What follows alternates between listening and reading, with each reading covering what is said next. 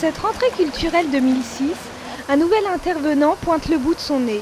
Près du Robec et la tour de Carville à Darnétal, installé dans l'ancienne teinturite amboise, le théâtre de l'écho du Robec et le nouveau théâtre de l'agglomération rouennaise.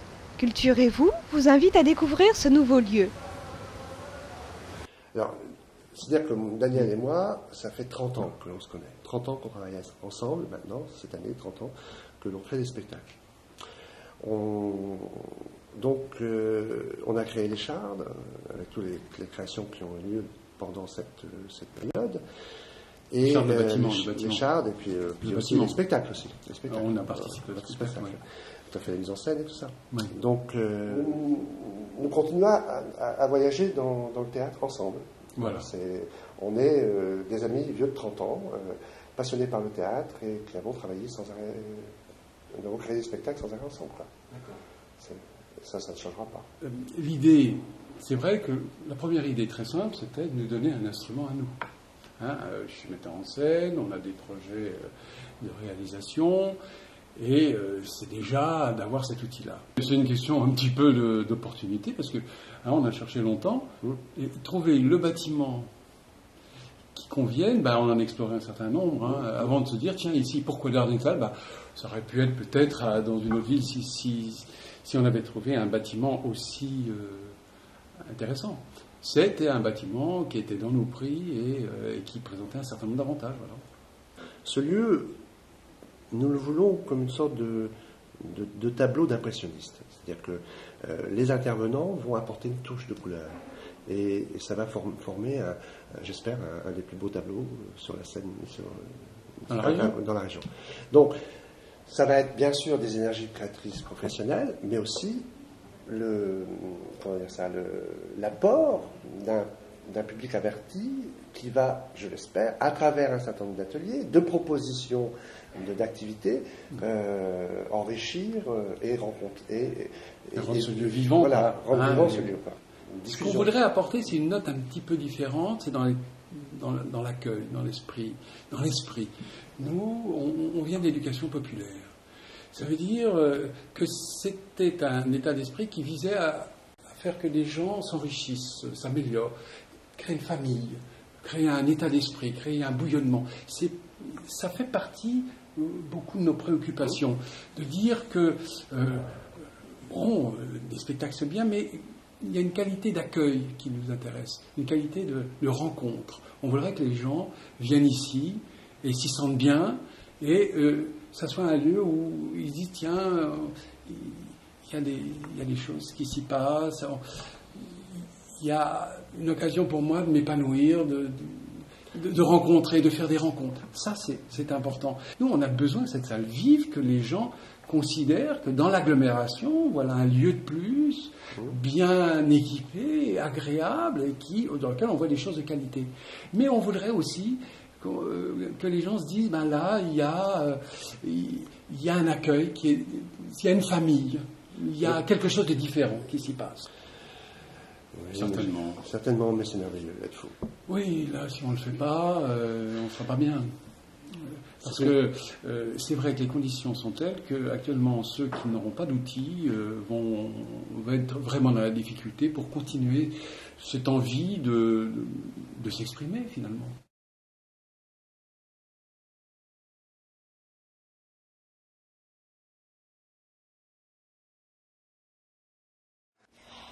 C'est important, parce que surtout cette salle-là, parce qu'elle possède un très beau plateau, vraiment un plateau important. On se disait l'autre jour que c'était sûrement un des plateaux les plus importants de l'agglomération.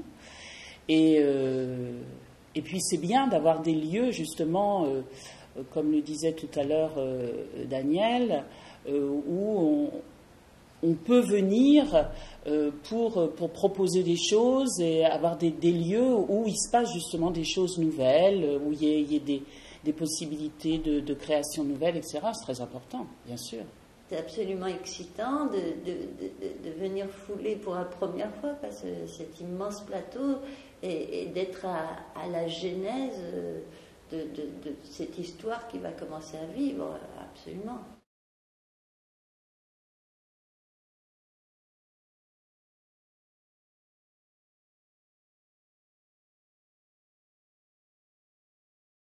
tout le monde trouve ça très bien. Maintenant, il faut arriver à ce que cette salle arrive à vivre. Et dans le contexte actuel, c'est pas évident, quoi.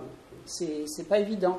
Mais c'est vrai que pour toutes les compagnies de la région, ça peut être un lieu de création, de présentation de spectacles, oui, bien sûr. Qui en plus soit un lieu intéressant, quoi, où on peut répéter dans des conditions correctes, là encore je le répète, où il y a un beau plateau, il y a un très bon rapport public-plateau, hein, donc bien sûr les gens ne peuvent être que satisfaits de l'ouverture d'une nouvelle salle. Déjà parce que, comme vous dites, il y a peu de salles, donc une salle de plus, c'est ça déjà sa valeur, quoi. Beaucoup de gens se plaignent du manque de salles.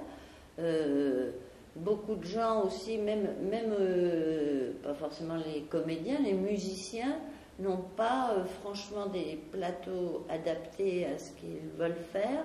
Et pour l'avoir entendu, cette salle-là est beaucoup plus adaptée, par exemple.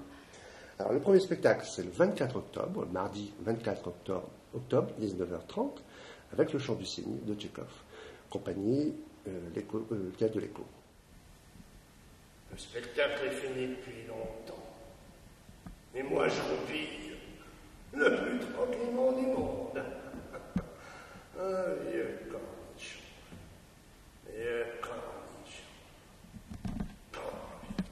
un compliment, mon bijou. Igor! Petrouchka! Un cochon, il roupille.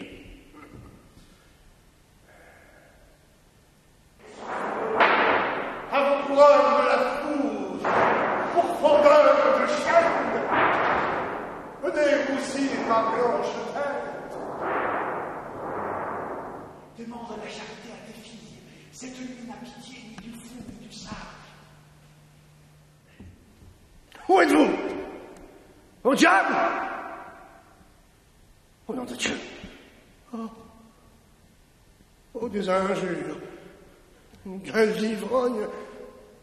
Un costume de clown. Oh, je vais me déshabiller. Rester ici toute la nuit, moi. J'en crèverai. Oh.